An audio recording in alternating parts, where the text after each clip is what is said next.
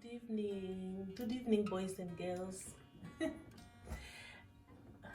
welcome to another reading of our Bible story book.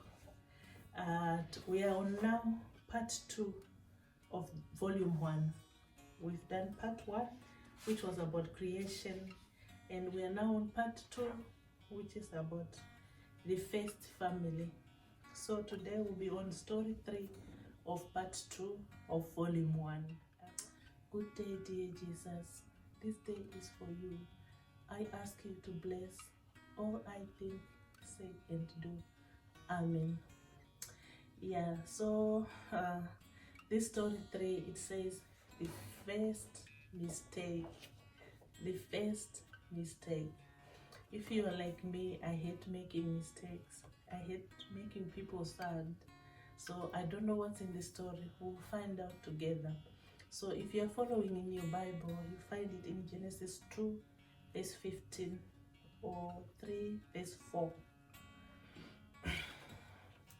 Those first few days that Adam and Eve spent in the Garden of Eden must have been supremely happy. They didn't have a care in the world, not a single one. How good they felt, how strong, how radiantly healthy. They didn't know what sickness meant. They never had a headache or a toothache. Day after day, they woke up from untroubled sleep, refreshed and ready for anything. Life was glorious, and work was so pleasant and easy, it was just like play. All God asked them to do in their lovely garden home was to work it and take care of it. There were no weeds or thorns or thistles to bother them. They didn't have to spend long hours putting up buildings or making clothes. The climate was so warm and delightful that they didn't need any. As for food, the finest fruits, nuts, and vegetables full of life-giving vitamins grew all around them. They could have all they wanted just for the picking, and they didn't have to do any cooking or wash any dishes. Adam and Eve's first home was beautiful, peaceful, and happy beyond words, and they could still be living there if they had not made one sad mistake. That mistake, which seemed so small and unimportant at the moment, proved to be the turning point in their lives.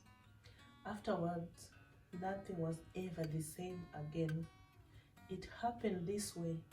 One day, Eve wanted to take another look at the two wonderful trees with all their brightly colored fruit in the center of the garden. Why, she wondered, had God given one of them such an odd name, the tree of knowledge of good and evil? What did good mean, and what was evil? And why couldn't she eat its fruit? How could it possibly hurt her? It seems strange that God, after giving them so much, should not give them everything. Why should He hold back one tree?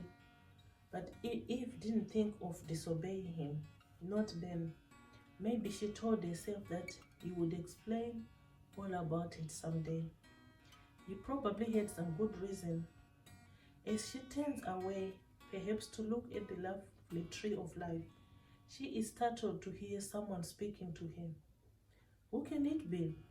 The only voices she has heard up to now have been God's and Adam's. Now someone else is speaking. Astonished, she looks this way and that, but sees nobody. Then she notices that the voice is coming from a snake. How very remarkable! An animal that can talk. She waits to see if it will speak again. It does, and its voice is so friendly and pleasing that any fears she may have had disappear.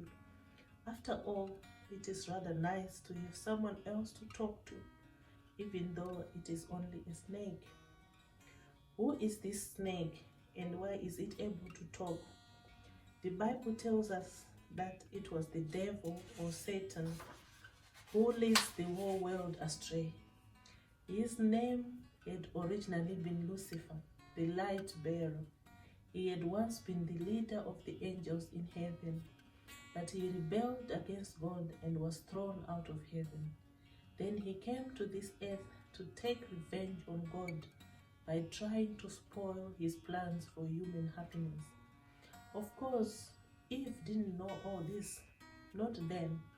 If she had, she surely would not have listened to him. All she knew was that he was a most unusual creature, talking to her in a kindly, gracious voice. The snake says, "Did God really say, 'You must not eat from any tree in the garden'?" Yes, Eve says to him innocently. God did tell us that we may eat fruit growing on the trees in the garden, but he also said that we must not eat any fruit from the tree in the middle of the garden. We must not touch it or we will die. "You will not surely die," the snake says with a sneer, as though nothing of the sort could possibly happen. Strange, Eve thinks. This creature is actually saying that God did not tell the truth. How dare he? It isn't right. She should have run from the sin, but she didn't. She stayed, she listened, and here she made her first mistake. Oh, what a lot of sorrow came from it. What a price we pay for lingering near what we know is wrong. What a sad story, boys and girls. I hope we learn a lesson from this, that we should run away from any wrong.